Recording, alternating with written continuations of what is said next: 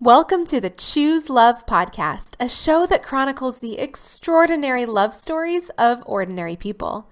Our hope is that these stories will inspire us all to #choose love. The podcast is presented by Elle and Adhira, your digital bridesmaid. We're here to take your squad moments to the next level and help curate your bridal style so that you can focus on love. For my first episode on the Choose Love podcast, I thought it was only right to share my love story with you.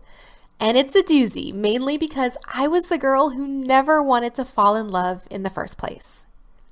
To start, we need to head all the way back to the early 2000s when I was a tenacious and determined college student looking for a dose of adulthood, a bit of fun, and nothing that resembled anything remotely drama-filled or labor-intensive, of which I was convinced love was both. Until I met Steve. I didn't even know that was his name at first. I saw him walking out of the campus mailroom and immediately turned to my good friend Alaya and said, "He looks like a guy you'd have a picnic with in Harvard Yard." For the life of me, I have no clue where that came from. I was not the little girl who dreamed of picnics in Harvard Yard. I was the little girl who dreamed of being president. I didn't have time for silly picnics. Alaya said something incredibly witty back to me, I'm sure, and then I firmly told her, that's the man I'm going to marry. I suspect at the time it was more of a vision for the future, as in, oh, he looks nice. I'd marry someone that looks like him someday. I didn't think much of this brush with fate until a few weeks later, when the now aptly named Harvard boy graced the halls of my dorm. I had mentioned to another friend that he had caught my eye, which I later learned was a huge mistake because she was determined to do something bold and obnoxious with this little piece of information. And sure enough, on a cold and rainy night in January, or at least I've decided that was the weather, it makes for a better story, Harvard boy walked through my dorm. My friend, the bold one, popped out of her room and promptly asked, "Where are you going?" Several minutes later, our entire basement floor of about 20 people had piled into 3 sports cars that didn't seem large enough to fit a couple of kindergartners, let alone a bunch of oversauced college kids and their piles of booze. I'll spare you the boring details about the debauchery, or lack thereof, that took place that evening, and say this.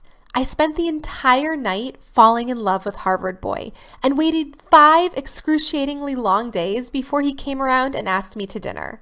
I literally screamed the moment he walked away, and yes, he heard me. I guess that's the thing about meeting your soulmate. No matter how ill-prepared or unsure you are that you're ready for love, when it comes your way, it's like nothing else matters. Fast forward 5 years, 2 cities, 3 apartments, and more than a handful of breakups later, Steve finally decided to pop the question. I was at my parents' house for Christmas and pretty bummed that we were apart as he had stayed in Austin to celebrate with his family. I was upstairs on my mom's computer, yes, those were ancient times where we didn't all have laptops, printing out certificates for the gifts we were giving each other. My family is weird like that. We give out certificates as gifts all the time. With my back turned towards the door, Steve snuck in and scared the living daylights out of me. That was not his intention. I don't even think he got down on one knee. There was definitely a ring. I remember that part. He mumbled something about, "This way our dog won't be the child of unwed parents," or something romantic like that, and I said yes. It was all very goofy and emotional, and looking back, I'm just relieved he didn't rent a jumbotron or paint my name in the sky with an airplane. The wedding planning started immediately, but the wedding didn't take place for 16 months. Perfection takes time, people. It was held at this beautiful manor house in Portsmouth, Rhode Island. I loved it because it reminded me of Scotland, where we had both studied, and because it was on the water, and I'm pretty much in love with any location that is on the water. Steve loved it because it was owned by the town and therefore had significantly lower rental fees than its neighbors, the famed mansions in Newport. I wore this stunning dress that was frankly a bit too revealing, I thought. While dress shopping, my mom told me not to be a prude and get the one that showed off my shoulders. Thanks, Mom. And I remember thinking that I was the coolest thing since sliced bread when I bought my dress because I had literally never paid that much for anything in my entire life. To honor our heritage and our love of Scotland, we made all the guys wear kilts, and I still, to this day, remember our dear friend Manny, who wore 3 pairs of boxers under his kilt because it was, as he constantly reminded us, rented. While the ceremony itself was beautiful, it held a dark secret. Our friends and loved ones gathered around thinking that they were witnessing us legally wed each other, but what they didn't know was that we had actually married that morning on a beach an hour away in Massachusetts, right after the stroke of midnight. Because neither one of us wanted to get married in a state that didn't have marriage equality. Remember, this is the early 2000s. And because only Massachusetts allowed us to have our officiants be our best friends, which is what we wanted, we found ourselves driving the hour to the beach after our welcome dinner Friday night. Shivering in the cold of the April air, we exchanged a few quick words, and our best friends signed on the dotted line. It was done. As it turns out, everyone at our wedding knew. My mom has a big mouth. The funny thing about love is, none of that stuff matters. You know what does matter? The stories you create. 16 years ago, I met my Harvard boy, and 11 years ago, I married him. For our 10th anniversary, he framed a piece of paper on which he listed all of the milestones in our life. 14 states, 9 cars, 8 homes, 3 graduate degrees.